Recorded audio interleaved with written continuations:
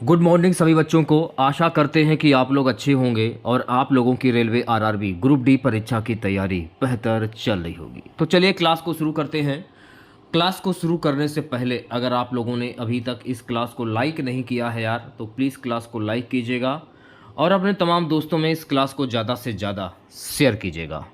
देखिए, railway group D की जो भी क्लासें आप लोगों की चल रही हैं, उन सभी की जो पीडीएफ हैं, ये सभी पीडीएफ आपको टेलीग्राम पर मिल जाएंगी। जिन लोगों ने ज्वाइन नहीं किया है जरूर ज्वाइन करें, लिंक आपको वीडियो के डिस्क्रिप्शन में मिल जाएगा। तो गाइस, पहला प्रश्न देखेगा। पहला प्रश्न हमारा रहेगा कि 1 मीटर के बराबर कितने सेंटीमीटर होते हैं? 10, 100, 1000 या 10,000? इंपॉर्टेंट प्रश्न है। 1 मीटर के बराबर कितने सेंटीमीटर होते हैं? 100। तो राइट आंसर की अगर मैं बात करूं तो प्यारे बच्चों, इस प्रश्न का जो राइट आंसर जाएगा ऑप्शन नंबर वी के साथ में है। अगला प्रश्न देखेगा दूसरा।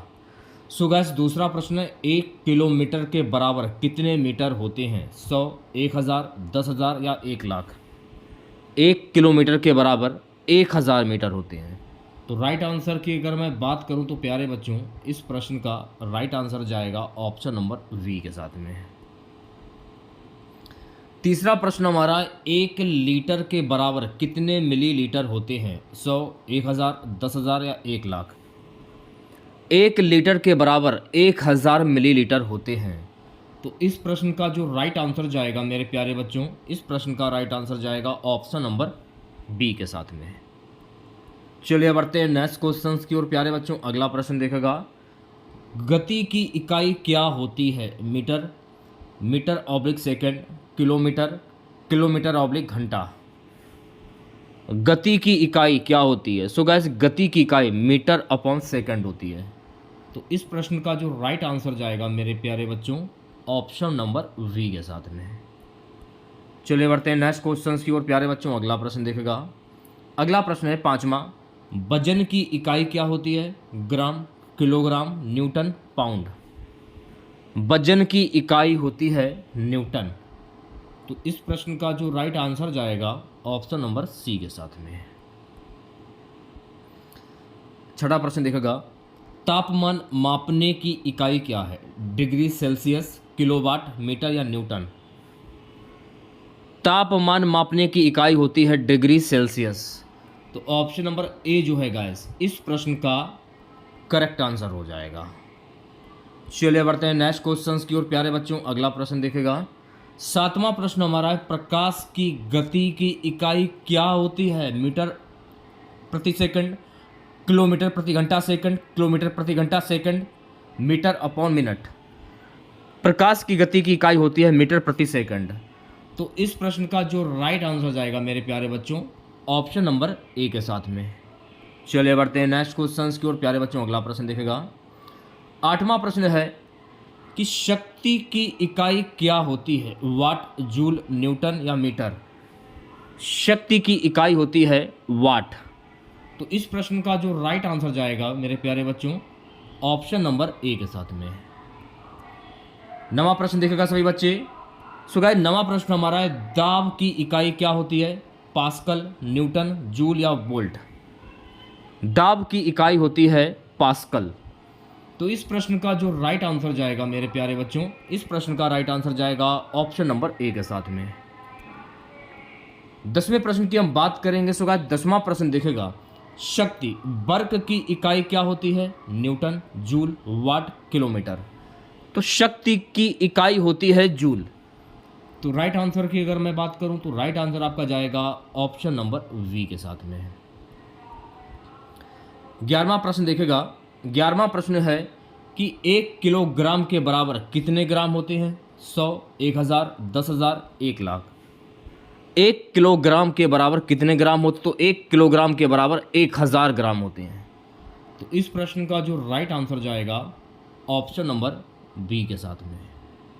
12वें प्रश्न की मैं बात करूंगा। सो गाइस, 12वां प्रश्न देखेगा। 1 घंटे में कितने मिनट होते हैं? 60, 100, 120, 3600? 1 घंटे में कितने मिनट होते हैं? सो गाइस, 1 घंटे में 60 मिनट होते हैं। तो इस प्रश्न का जो राइट आंसर जाएगा ऑप्शन नंबर ए के साथ में। चलिए बढ़ते हैं नेक्स्ट क्वेश्चन की ओर। 13वां प्रश्न देखेगा। एक सेकंड में कितने मिली सेकंड होते हैं? 100, 1000, 10,000 या 1,00,000? एक सेकंड में 1000 मिली सेकंड होते हैं। तो राइट आंसर की अगर मैं बात करूं तो प्यारे बच्चों, इस प्रश्न का जो राइट आंसर जाएगा ऑप्शन नंबर वी के साथ में। 14वें प्रश्न की हम बात करेंगे। सुगा 14वां प्रश्न देखेगा।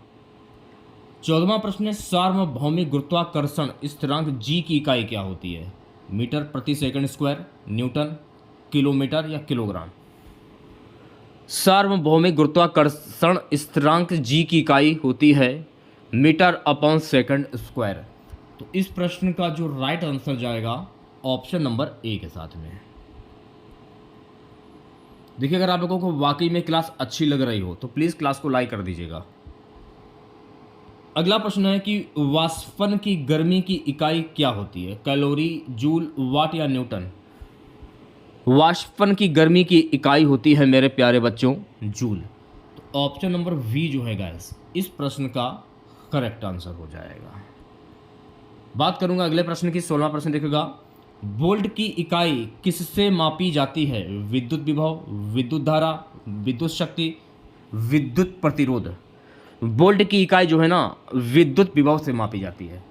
विद्युत विभव, ऑप्शन नंबर ए जो है गाइस इस प्रश्न का करेक्ट आंसर हो जाएगा। चलिए बढ़ते हैं नेक्स्ट क्वेश्चंस की ओर प्यारे बच्चों। अगला प्रश्न देखेगा। सो गाइस अगला प्रश्न है हमारा, 1 मीटर प्रति सेकंड स्क्वायर को किस नाम से जाना जाता है? वेग, गति, त्वरण या दाब? 1 मीटर प्रति सेकंड स्क्वायर को त्वरण के नाम से जाना जाता है। त्वरण, ऑप्शन नंबर सी जो है इस प्रश्न का करेक्ट आंसर हो जाएगा। 18वां प्रश्न देखेगा सभी बच्चे। 18वां प्रश्न क्या है? 1 किलोमीटर प्रति घंटा के बराबर कितने मीटर प्रति सेकंड होते हैं? 0.28, 0.28, 0.36, 1.28। 1 किलोमीटर प्रति घंटा किसके घंटा बराबर कितने मीटर प्रति सेकंड के होते हैं? 0.28। तो ऑप्शन नंबर ए जो है गाइस इस प्रश्न का राइट आंसर हो जाएगा। अगला प्रश्न आपकी स्क्रीन पर। सो गाइस अगला प्रश्न है कि विकिरण की इकाई क्या होती है? वाट, हर्ट्ज, कैंडेला, एम्पियर? विकिरण की इकाई होती है हर्ट्ज। तो राइट आंसर की अगर मैं बात करूं तो प्यारे बच्चों इस प्रश्न का जो राइट आंसर जाएगा ऑप्शन नंबर पी के साथ में। चलिए बढ़ते हैं नेक्स्ट क्वेश्चंस की और अगला प्रश्न देखेगा। 1 लीटर पानी का वजन कितना होता है? 500 ग्राम, 1000 ग्राम, 2000 ग्राम या 2500 ग्राम? 1 लीटर पानी का वजन होता है 1000 ग्राम। तो ऑप्शन नंबर वी जो है गाइस इस प्रश्न का करेक्ट आंसर हो जाएगा। ठीक है, चलिए बढ़ते हैं नेक्स्ट क्वेश्चंस की ओर। अगला प्रश्न है, ऊष्मा हीट की इकाई क्या है? जूल, कैलोरी, वाट या न्यूटन? ऊष्मा हीट की इकाई होती है मेरे प्यारे बच्चों कैलोरी। कैलोरी इस प्रश्न का राइट आंसर हो जाएगा, यानी कि ऑप्शन नंबर बी। 22वें प्रश्न की बात करूंगा। 22वां प्रश्न देखेगा। 22वां प्रश्न है, बिजली के धारा इलेक्ट्रिक करंट की इकाई क्या होती है? वोल्ट, एम्पियर, ओम या जूल? बिजली के धारा इलेक्ट्रिक करंट की इकाई होती है एम्पियर। तो राइट आंसर की अगर मैं बात करूं तो प्यारे बच्चों इस प्रश्न का जो राइट आंसर जाएगा ऑप्शन नंबर वी के साथ में। चलिए बढ़ते हैं नेक्स्ट क्वेश्चंस की और अगला प्रश्न देखेगा। अगला प्रश्न है गाइस, विकिरण की इकाई क्या है? रेडिएशन, हर्ट्ज, वाट, जूल या कैंडेला? विकिरण की इकाई क्या होती है? सो गाइस विकिरण की इकाई होती है कैंडेला। तो जो भी बच्चे ऑप्शन नंबर डी बता रहे हैं वो बच्चे बिल्कुल करेक्ट हो जाएंगे। चलिए बढ़ते हैं नेक्स्ट क्वेश्चंस की ओर। 24वां प्रश्न, गति का माप किस इकाई में किया जाता है? Metre, metre upon second, kilometre, kilogram? So guys गति का माप जो है ना मीटर अपॉन सेकंड में किया जाता है। तो इस प्रश्न का जो राइट आंसर जाएगा मेरे प्यारे बच्चों ऑप्शन नंबर वी के साथ में। 25वां प्रश्न देखेगा सभी बच्चे। 25वां प्रश्न है, 1 वाट के बराबर कितने जूल प्रति सेकंड होते हैं? 1, 2, 5 या 10? 1 वाट के बराबर 1 जूल प्रति सेकंड होता है। तो इस प्रश्न का जो राइट आंसर जाएगा मेरे प्यारे बच्चों ऑप्शन नंबर ए के साथ में। 26वें प्रश्न की मैं बात करूंगा। सो गाइस 26वां प्रश्न देखेगा। दाब की इकाई क्या है? न्यूटन, पास्कल, जूल या किलोमीटर? दाब की इकाई होती है पास्कल, तो पास्कल इस प्रश्न का करेक्ट आंसर हो जाएगा, यानी कि ऑप्शन नंबर बी। चलिए बढ़ते हैं नेक्स्ट क्वेश्चंस की ओर प्यारे बच्चों। अगला प्रश्न आपकी स्क्रीन पर, किसी वस्तु के द्रव्यमान का माप किसे कहा जाता है? वजन, द्रव्यमान, गति या शक्ति? किसी वस्तु के द्रव्यमान का माप कहा जाता है द्रव्यमान को। तो राइट आंसर की अगर मैं बात करूं तो प्यारे बच्चों इस प्रश्न का करेक्ट आंसर हो जाएगा ऑप्शन नंबर बी। 28वां प्रश्न देखेगा सभी बच्चे। 28वां प्रश्न है, इलेक्ट्रिक प्रतिरोध की इकाई क्या है? वोल्ट, ओम, जूल या वाट? इलेक्ट्रिक प्रतिरोध की इकाई होती है मेरे प्यारे बच्चों ओम। तो इस प्रश्न का जो राइट आंसर जाएगा ऑप्शन नंबर बी के साथ में। 29वें प्रश्न की मैं बात करूंगा। सो गाइस 29वां प्रश्न देखेगा, क्षैतिज गति की इकाई क्या है? Metre, metre upon second, kilometre या किलोग्राम? क्षैतिज गति की इकाई होती है मीटर अपॉन सेकंड। तो इस प्रश्न का जो राइट आंसर जाएगा मेरे प्यारे बच्चों ऑप्शन नंबर बी के साथ में। अगला प्रश्न है आपकी स्क्रीन पर। अगला प्रश्न है, सार्वभौमिक समय की इकाई क्या होती है? मिनट, सेकंड, घंटे या दिन? सार्वभौमिक समय की इकाई होती है सेकंड। तो ऑप्शन नंबर वी जो है गाइस इस प्रश्न का करेक्ट आंसर हो जाएगा। ठीक है, 31वां प्रश्न आपकी स्क्रीन पर। सो गाइस 31वां प्रश्न है, सतत विद्युत धारा की इकाई क्या है? वोल्ट, एम्पियर, ओम या वाट? सतत विद्युत धारा की इकाई को हम क्या कहते हैं? एम्पियर कहते हैं। तो एम्पियर इस प्रश्न का राइट आंसर हो जाएगा, यानी कि option number B. Next question देखेगा सभी बच्चे। अगला प्रश्न हमारा है, किसी बिंदु पर तापमान का माप किससे किया जाता है? थर्मामीटर, पायरोमीटर, हाइग्रोमीटर या स्टेरियोमीटर? किसी बिंदु पर तापमान का माप थर्मामीटर से किया जाता है। तो इस प्रश्न का जो राइट आंसर जाएगा थर्मामीटर के साथ में, option number A. So guys 33वां प्रश्न देखेगा, बल की इकाई क्या होती है? किलोग्राम, न्यूटन, पास्कल या जूल? बल की इकाई को हम क्या कहते हैं? तो बल की इकाई को हम कहते हैं न्यूटन। तो इस प्रश्न का जो राइट आंसर जाएगा ऑप्शन नंबर वी के साथ में। चलिए बढ़ते हैं नेक्स्ट क्वेश्चन की ओर। अगला प्रश्न देखेगा, ध्वनि की गति की इकाई क्या है? Metre, metre upon second, kilometre प्रति घंटा, वाट? ध्वनि की गति की इकाई क्या होती है? Metre upon second. तो इस प्रश्न का जो राइट आंसर जाएगा ऑप्शन नंबर बी के साथ में। 35वें प्रश्न की मैं बात करूंगा। सो गाइस 35वां प्रश्न देखेगा। 35वां प्रश्न हमारा है कि वो इकाई जो शक्ति का माप करती है वह क्या होती है? जूल, वाट, कैलोरी या न्यूटन? वो इकाई जो शक्ति का माप करती है उसे हम कहते हैं वाट। तो इस प्रश्न का जो राइट आंसर जाएगा मेरे प्यारे बच्चों ऑप्शन नंबर बी के साथ में है। चलिए बढ़ते हैं नेक्स्ट क्वेश्चन की ओर। अगला प्रश्न देखेगा, एक वोल्ट के बराबर कितना कार्य होता है? 1 जूल, 1 किलोग्राम, 1 वाट, 1 एम्पियर? 1 वोल्ट के बराबर कितना कार्य होता है? 1 जूल। तो राइट आंसर की अगर मैं बात करूं तो प्यारे बच्चों इस प्रश्न का जो राइट आंसर जाएगा ऑप्शन नंबर ए के साथ में। चलिए बढ़ते हैं नेक्स्ट क्वेश्चन की ओर। अगला प्रश्न देखेगा, ऊर्जा की इकाई क्या होती है? जूल, किलोमीटर, मीटर या किलोवाट? ऊर्जा की इकाई होती है मेरे प्यारे बच्चों जूल। तो इस प्रश्न का जो राइट आंसर जाएगा ऑप्शन नंबर ए के साथ में है। 38वां प्रश्न आपकी स्क्रीन पर। सो गाइस 38वां प्रश्न हमारा है कि साधारण तापमान पर 1 किलोग्राम पानी का वजन क्या होता है? 10 AN, 9.8 AN, 9.6 AN, 11 AN? साधारण तापमान पर 1 किलोग्राम पानी का वजन क्या होता है? 9.8 AN। तो बी ऑप्शन जो है गैस इस प्रश्न का राइट आंसर हो जाएगा।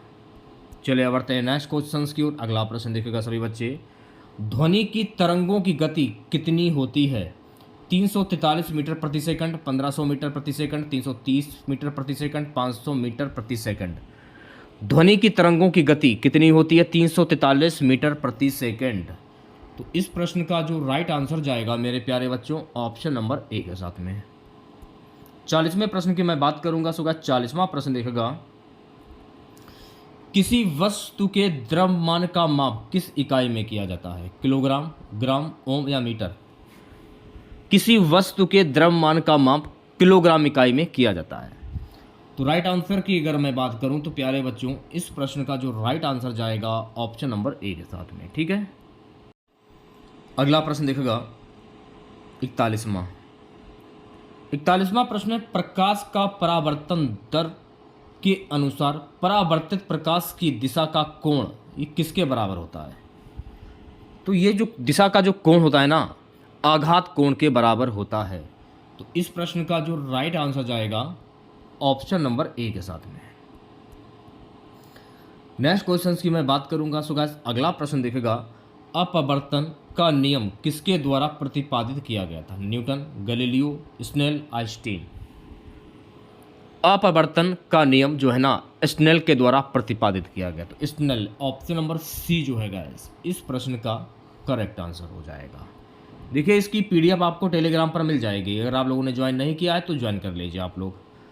अगला प्रश्न, एक दर्पण में परावर्तन की स्थिति क्या होती है जब परावर्तित प्रकाश की दिशा परावर्तन तल के समानांतर होती है? परावर्तन 0 डिग्री होता है, परावर्तन कोण 90 डिग्री होता है, परावर्तन कोण 45 डिग्री होता है, परावर्तन कोण 180 डिग्री होता है। तो राइट आंसर की बात करूं, परावर्तन कोण 0 डिग्री होता है। तो इस प्रश्न का जो राइट आंसर जाएगा मेरे प्यारे बच्चों ऑप्शन नंबर ए के साथ में। चलिए बढ़ते हैं नेक्स्ट क्वेश्चन की और अगला प्रश्न देखेगा।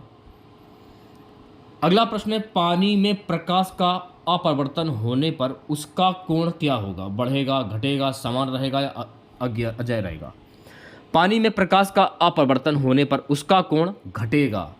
तो बी ऑप्शन जो है गैस, इस प्रश्न का करेक्ट आंसर हो जाएगा। ठीक है, चलिए बढ़ते हैं नेक्स्ट क्वेश्चन की ओर। अगला प्रश्न देखेगा, एक दर्पण का परावर्तन क्षमता डैश के अनुपात में होती है? प्रकाश की आवृत्ति, प्रकाश की गति, दर्पण के धातु गुण, दर्पण की आंतरिक बनावट। एक दर्पण का परावर्तन क्षमता जो है ना, दर्पण के धातु गुण के अनुपात में होती है। तो इस प्रश्न का जो राइट आंसर जाएगा मेरे प्यारे बच्चों ऑप्शन नंबर सी के साथ में। चलिए बढ़ते हैं नेक्स्ट क्वेश्चन की ओर। अगला प्रश्न देखेगा सभी बच्चे, रैखिक अपवर्तन किस स्थिति में होता है? जब प्रकाश दो भिन्न माध्यमों से गुजरता है, जब प्रकाश केवल एक माध्यम से गुजरता है, जब कोई द्रव्यमान नहीं होता, जब प्रकाश केवल धातु से गुजरता है। रैखिक अपवर्तन किस स्थिति में होता है? जब प्रकाश दो भिन्न माध्यमों से गुजरता है। तो राइट आंसर की अगर मैं बात करूं तो प्यारे बच्चों, इस प्रश्न का जो राइट आंसर जाएगा ऑप्शन नंबर ए के साथ में। अगला प्रश्न देखिएगा सभी बच्चे। सो गाइस, अगला प्रश्न है, एक वृत्ताकार धातु की सतह पर प्रकाश का परावर्तन किस प्रकार से होता है? परावर्तित प्रकाश एक स्थान पर केंद्रित होता है, परावर्तित प्रकाश एक समान रूप से फैलता है, परावर्तन नहीं होता, परावर्तन मात्र द्रव्य के अनुरूप होता है। एक वृत्ताकार धातु की सतह पर प्रकाश का परावर्तन, परावर्तित प्रकाश एक स्थान पर केंद्रित होता है।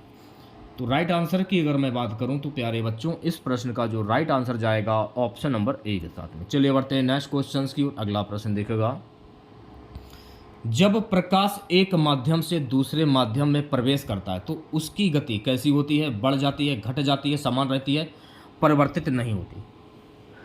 जब प्रकाश एक माध्यम से दूसरे माध्यम में प्रवेश करता है तो उसकी जो गति है ना, वो घट जाती है। तो इस प्रश्न का जो राइट आंसर जाएगा मेरे प्यारे बच्चों ऑप्शन नंबर बी के साथ में। अगला प्रश्न देखेगा सभी बच्चे, अपवर्तनांक का क्या मतलब है? किसी पदार्थ में प्रकाश की गति, प्रकाश की गति का अनुपात, किसी पदार्थ में ऊर्जा का प्रवाह, किसी पदार्थ का घनत्व। प्रकाश की गति का अनुपात। तो राइट आंसर की अगर मैं बात करूं तो प्यारे बच्चों, इस प्रश्न का जो राइट आंसर जाएगा ऑप्शन नंबर वी के साथ में। अगला प्रश्न देखेगा,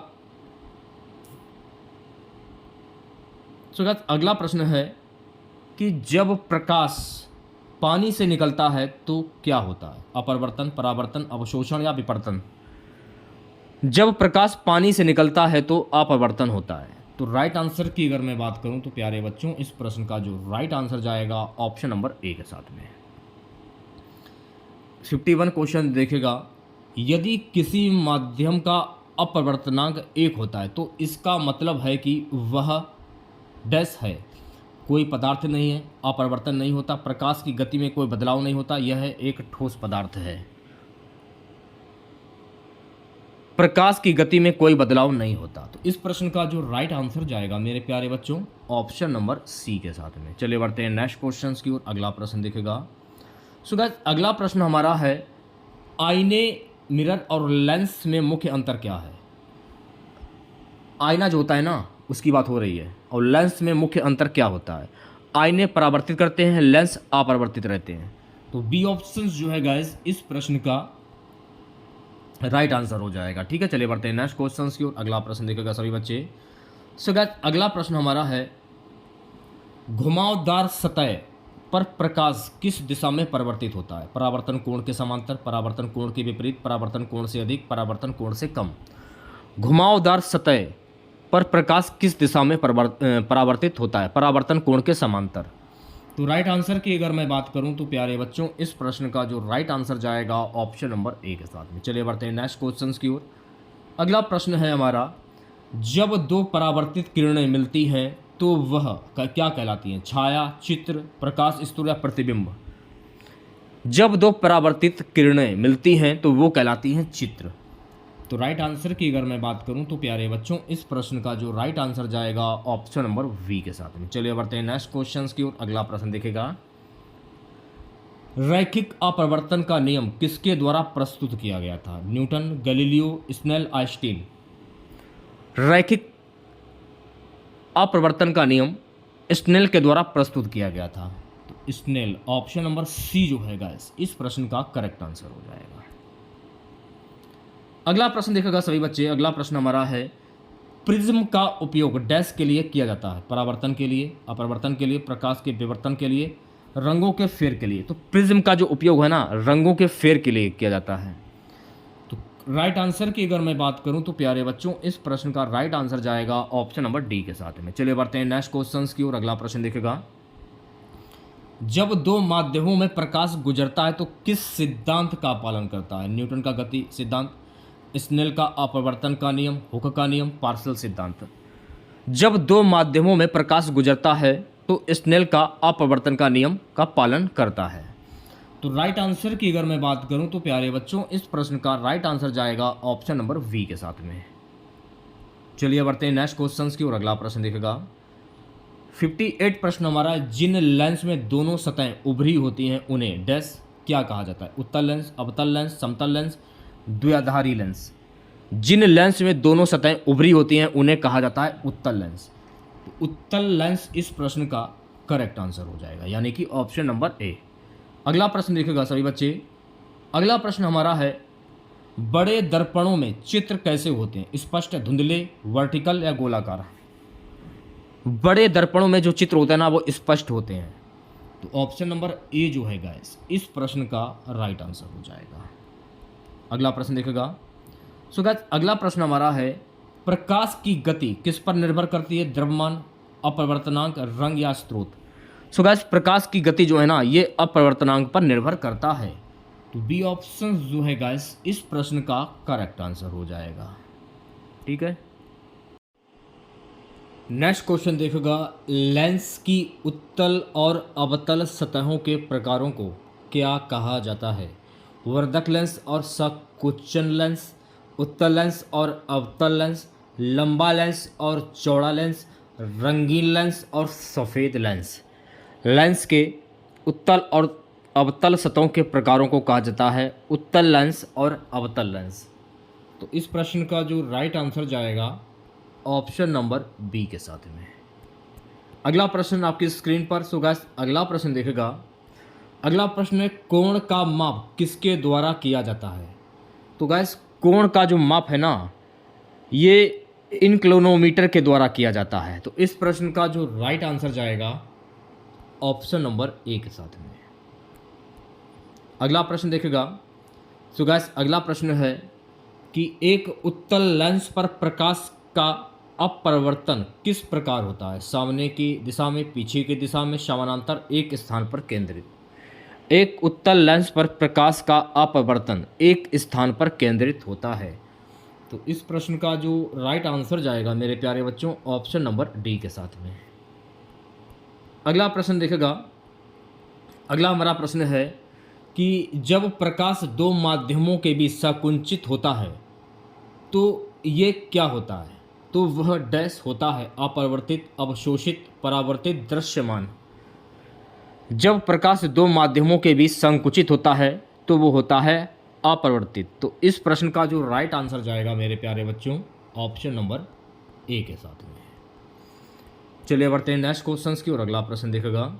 सो गाइस, अगला प्रश्न है, जब प्रकाश लेंस में अपरिवर्तित होता है तो डैश को केंद्रित करता है। किसको केंद्रित करता है? समतल को, उत्तल को, अवतल को या दूर को? जब प्रकाश लेंस में अपरिवर्तित होता है तो उत्तल लेंस को केंद्रित करता है। तो बी ऑप्शन जो है गाइस इस प्रश्न का करेक्ट आंसर हो जाएगा। उसी प्रकार से अगला प्रश्न देखेगा। अगला प्रश्न है, आईने का परावर्तन कोण किसके बराबर होता है? स्थिर, परावर्तित, आघात कोण या दीवार? आईने का परावर्तन कोण आघात कोण के बराबर होता है। तो इस प्रश्न का जो राइट आंसर जाएगा मेरे प्यारे बच्चों, ऑप्शन नंबर सी के साथ में। अगला प्रश्न देखिएगा सभी बच्चे। सो गाइस, अगला प्रश्न हमारा है, जब प्रकाश एक अधिक अपरिवर्तनांक वाले पदार्थ से कम अपरिवर्तनांक वाले पदार्थ में जाता है तो प्रकाश होता है आगे बढ़ता है, पीछे लौटता है, समान रहता है, अवशोषित होता है। तो आप कह सकते हैं पीछे लौटता है। तो इस प्रश्न का जो राइट आंसर जाएगा मेरे प्यारे बच्चों, ऑप्शन नंबर बी के साथ में। नेक्स्ट क्वेश्चन देखिएगा सभी बच्चे। सो गाइस, अगला प्रश्न है, समतल दर्पण द्वारा बना प्रतिबिंब कैसा होता है? वास्तविक और उल्टा, वास्तविक और सीधा, काल्पनिक और उल्टा, काल्पनिक और सीधा। समतल दर्पण द्वारा प्रतिबिंब काल्पनिक और सीधा होता है। तो इस प्रश्न का जो राइट आंसर जाएगा मेरे प्यारे बच्चों, ऑप्शन नंबर डी के साथ में। चलिए बढ़ते हैं नेक्स्ट क्वेश्चन की ओर। अगला प्रश्न दिखेगा, उत्तल दर्पण द्वारा बना प्रतिबिंब कैसा होता है? वास्तविक और उल्टा, वास्तविक और सीधा, काल्पनिक और उल्टा, काल्पनिक और सीधा। उत्तल दर्पण द्वारा बना प्रतिबिंब होता है काल्पनिक और उल्टा। तो इस प्रश्न का जो राइट आंसर जाएगा मेरे प्यारे बच्चों, ऑप्शन नंबर सी के साथ में है। अगला प्रश्न देखेगा, अवतल दर्पण द्वारा बना प्रतिबिंब कैसा होता है? वास्तविक और उल्टा, वास्तविक और सीधा, काल्पनिक और उल्टा, काल्पनिक और सीधा। अवतल दर्पण द्वारा बना प्रतिबिंब वास्तविक और उल्टा होता है। तो वास्तविक और उल्टा, ऑप्शन नंबर ए जो है गाइस इस प्रश्न का करेक्ट आंसर हो जाएगा। सो गाइस, अगला प्रश्न देखोगा। अगला प्रश्न क्या है? अगला प्रश्न हमारा है कि जब प्रकाश एक माध्यम से दूसरे माध्यम में प्रवेश करता है तो उसकी दिशा कैसी होती है? बदलती है, अपरिवर्तित रहती है, उलट जाती है, स्थिर रहती है? जब प्रकाश एक माध्यम से दूसरे माध्यम में प्रवेश करता है तो उसकी जो दिशा है ना वो बदलती है। तो राइट आंसर की अगर मैं बात करूं तो प्यारे बच्चों, इस प्रश्न का राइट आंसर जाएगा ऑप्शन नंबर ए के साथ में। चलिए बढ़ते हैं नेक्स्ट क्वेश्चन की ओर। अगला प्रश्न देखेगा, पूर्ण आंतरिक परावर्तन तब होता है जब आपतन कोण 90 डिग्री से कम होता है, आपतन कोण 90 डिग्री से अधिक होता है, आपतन कोण 0 डिग्री होता है, आपतन कोण 45 डिग्री होता है। आपतन कोण 90 डिग्री से अधिक होता है। तो इस प्रश्न का जो राइट आंसर जाएगा मेरे प्यारे बच्चों, ऑप्शन नंबर बी के साथ में है। नेक्स्ट क्वेश्चन देखिएगा सभी बच्चे। सो गाइस, अगला प्रश्न हमारा है, चुंबकीय क्षेत्र का माप किस इकाई में किया जाता है? किलोमीटर, टेस्ला, वाट या जूल? चुंबकीय क्षेत्र का माप टेस्ला इकाई से किया जाता है। तो टेस्ला यानी बी ऑप्शन जो है गाइस इस प्रश्न का करेक्ट आंसर हो जाएगा। अगला प्रश्न है, ध्रुवीयता से संबंधित नियम कौन सा है? गैलीलियो का नियम, अंबर का नियम, ओम का नियम। नॉर्थ और साउथ पोल एक दूसरे को आकर्षित करते हैं। तो ध्रुवीयता जो है ना, नॉर्थ और साउथ पोल एक दूसरे को आकर्षित करते हैं। तो गाइस इस प्रश्न का जो राइट आंसर जाएगा ऑप्शन नंबर डी के साथ में है। अगला प्रश्न देखेगा।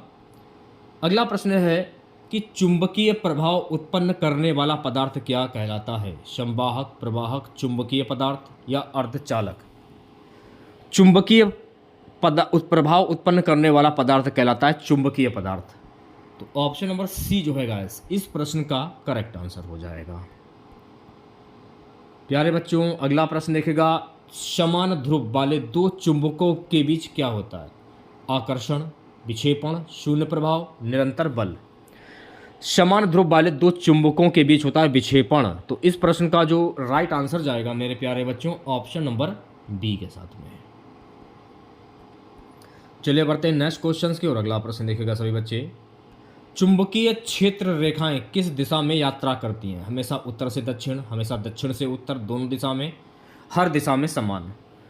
चुंबकीय क्षेत्र रेखाएं जो है ना हमेशा दक्षिण से उत्तर दिशा में यात्रा करती हैं।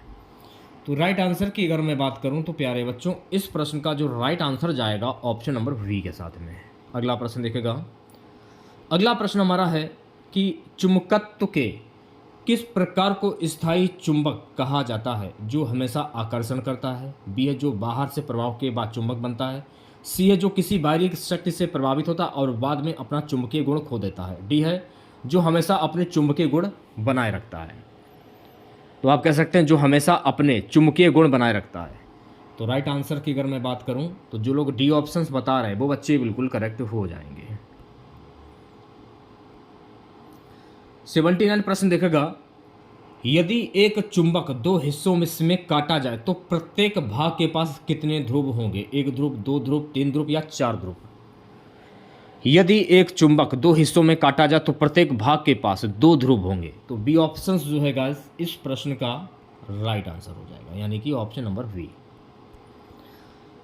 अगला प्रश्न देखेगा सभी बच्चे। अगला प्रश्न है चुंबकीय क्षेत्र की ताकत का माप किसे कहा जाता है? फ्लक्स, फ्लक्स घनत्व, बल या ऊर्जा? चुंबकीय क्षेत्र की ताकत का माप फ्लक्स घनत्व को कहा जाता है। तो राइट आंसर की अगर मैं बात करूं तो प्यारे बच्चों इस प्रश्न का करेक्ट आंसर जाएगा बी ऑप्शंस के साथ में। ठीक है। सो गाइस अगला प्रश्न देखेगा। चुंबकत्व का वैज्ञानिक अध्ययन किसने किया था? न्यूटन, गैसेडो, ओम या क्यूसो? चुंबकत्व का वैज्ञानिक अध्ययन गैसेडो ने किया था। तो इस प्रश्न का जो राइट आंसर जाएगा मेरे प्यारे बच्चों ऑप्शन नंबर बी के साथ में। अगला प्रश्न देखोगा सभी बच्चे। किस पदार्थ को नॉन मैग्नेटिक कहा जाता है? लोहा, स्टील, लकड़ी या कोबाल्ट? नॉन मैग्नेटिक पदार्थ किसको कहा जाता है? लकड़ी को कहा जाता है। तो इस प्रश्न का जो राइट आंसर जाएगा ऑप्शन नंबर सी के साथ में। चलिए बढ़ते हैं नेक्स्ट क्वेश्चन की ओर। अगला प्रश्न देखोगा। चुंबकत्व के लिए उपयुक्त पदार्थ कौन सा है? लकड़ी, सोना, लोहा या पानी? चुंबकत्व के लिए उपयुक्त पदार्थ है मेरे प्यारे बच्चों लोहा। तो इस प्रश्न का जो राइट आंसर जाएगा ऑप्शन नंबर सी के साथ में। अगला प्रश्न देखेगा। अगला प्रश्न क्या है? अगला प्रश्न टेस्ला किसका माप है? विद्युत धारा, चुंबकीय क्षेत्र की ताकत, गति या प्रतिरोध? टेस्ला जो है ना गाइस ये चुंबकीय क्षेत्र की ताकत का माप है। तो बी ऑप्शन जो लोग बता रहे हैं वो सभी लोग बिल्कुल करेक्ट हो जाएंगे। नेक्स्ट क्वेश्चन देखेगा सभी बच्चे। चुंबकीय क्षेत्र की रेखाएं किससे उत्पन्न होती हैं? विद्युत धारा, न्यूटन बल, द्रव्यमान या तापमान? चुंबकीय क्षेत्र की रेखाएं विद्युत धारा से उत्पन्न होती हैं। तो इस प्रश्न का जो राइट आंसर जाएगा मेरे प्यारे बच्चों ऑप्शन नंबर ए के साथ में। अगला प्रश्न देखोगा सभी बच्चे। सो गाइस अगला प्रश्न है कि मौलिक चुंबकीय पॉपुलर को कौन सा तत्व पैदा करता है? लोहा, कोबाल्ट, निकेल, सभी उपरोक्त? मौलिक चुंबकीय पॉपुलर को कौन सा तत्व प्रदान करता है? लोहा, cobalt, nickel? Option number D जो है गाइस इस प्रश्न का राइट आंसर हो जाएगा। चलिए बढ़ते हैं नेक्स्ट क्वेश्चन की और अगला प्रश्न देखेगा। लोहे का चुंबक बनने के लिए किस विशेषता की आवश्यकता होती है? लोहे को गर्म करना, लोहे को चुंबकीय क्षेत्र में रखना, लोहे को बहुत ठंडा करना, लोहे को विद्युत धारा से प्रभावित करना। लोहे का चुंबक में बनने के लिए लोहे को चुंबकीय क्षेत्र में रखना पड़ता है। तो इस प्रश्न का जो राइट आंसर जाएगा मेरे प्यारे बच्चों ऑप्शन नंबर वी के साथ में।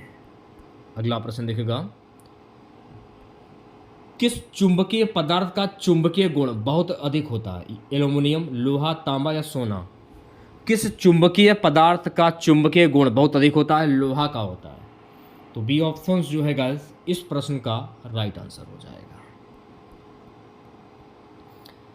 अगला प्रश्न देखेगा। नियमन द्वारा चुंबक को किस विशेषता से परिभाषित किया जाता है? ध्रुवीयता, गतिकता, गतिशीलता या शक्ति? नियमन द्वारा चुंबक को ध्रुवीयता से परिभाषित किया जा सकता है। तो इस प्रश्न का जो राइट आंसर जाएगा मेरे प्यारे बच्चों ऑप्शन नंबर ए के साथ में। अगला प्रश्न देखेगा। अगला प्रश्न है गाइस कि चुंबकीय क्षेत्र में कितनी रेखाएं उत्पन्न होती हैं, 3, 4, अनंत या 2। तो चुंबकीय क्षेत्र में कुल अनंत रेखाएं उत्पन्न होती हैं। तो जो लोग ऑप्शन नंबर सी बता रहे हैं वो बच्चे बिल्कुल करेक्ट हो जाएंगे। अगला प्रश्न देखेगा सभी बच्चे, विद्युत चालकों के माध्यम से चुंबकीय क्षेत्र रेखाओं का पालन करने वाली प्रक्रिया को क्या कहते हैं? चुंबकीय प्रेरणा, विद्युत प्रेरणा, उत्पत्ति या फ्लक्स। विद्युत चालकों के माध्यम से चुंबकीय क्षेत्र रेखाओं का पालन करने वाली प्रक्रिया को हम चुंबकीय प्रेरणा कहते हैं। तो इस प्रश्न का जो राइट आंसर जाएगा मेरे प्यारे बच्चों ऑप्शन नंबर ए के साथ में। चलिए बढ़ते हैं नेक्स्ट क्वेश्चन की ओर प्यारे बच्चों। अगला प्रश्न देखेगा, किसके द्वारा चुंबकीय क्षेत्र रेखाएं नापी जाती हैं? Thermometer, galvanometer, मैग्नोमीटर, voltmeter. किसके द्वारा चुंबकीय क्षेत्र रेखाएं मापी जाती हैं? मैग्नोमीटर के द्वारा। तो सी ऑप्शन जो है गाइस इस प्रश्न का राइट आंसर हो जाएगा। अगला प्रश्न है, यदि कोई ध्रुवीय चुंबक को तोड़ा जाए तो क्या होगा? एक नया स्थायी चुंबक बनेगा, वह अपने गुण खो देगा, वह अपनी ध्रुवीयता खो देगा, वह अनिश्चित हो जाएगा। यदि कोई ध्रुवीय चुंबक को तोड़ा जाए तो क्या होता है? एक नया स्थायी चुंबक बनेगा। तो राइट आंसर की अगर मैं बात करूं तो प्यारे बच्चों ऑप्शन नंबर ए जो है इस प्रश्न का राइट आंसर हो जाएगा। चलिए बढ़ते हैं नेक्स्ट क्वेश्चन की और अगला प्रश्न देखेगा सभी बच्चे, चुंबकीय क्षेत्र में एक कंडक्टर के माध्यम से धारा बहाने से उत्पन्न होने वाला चुंबकीय क्षेत्र किसे कहा जाता है? विद्युत क्षेत्र, स्थायी चुंबकीय क्षेत्र, वृत्त क्षेत्र, प्रेरित चुंबकीय क्षेत्र। चुंबकीय क्षेत्र में एक कंडक्टर के माध्यम से धारा बहाने से उत्पन्न होने वाला चुंबकीय क्षेत्र कहलाता है प्रेरित चुंबकीय क्षेत्र। तो इस प्रश्न का जो राइट आंसर जाएगा मेरे प्यारे बच्चों ऑप्शन नंबर डी के साथ में। सो गाइस अगला प्रश्न हमारा है, प्राकृतिक चुंबक किसे कहा जाता है? जब कोई पदार्थ केवल विद्युत धारा से चुंबक बने, बी है जब कोई पदार्थ सौर लहरों से चुंबक बने, सी है जो स्वाभाविक रूप से चुंबकीय गुण रखता हो जो केवल चुंबकीय क्षेत्र में चुंबक बने। प्राकृतिक चुंबक किसे कहा जाता है? जो स्वाभाविक रूप से चुंबकीय गुण रखता हो। तो इस प्रश्न का जो राइट आंसर जाएगा मेरे प्यारे बच्चों ऑप्शन नंबर सी के साथ में।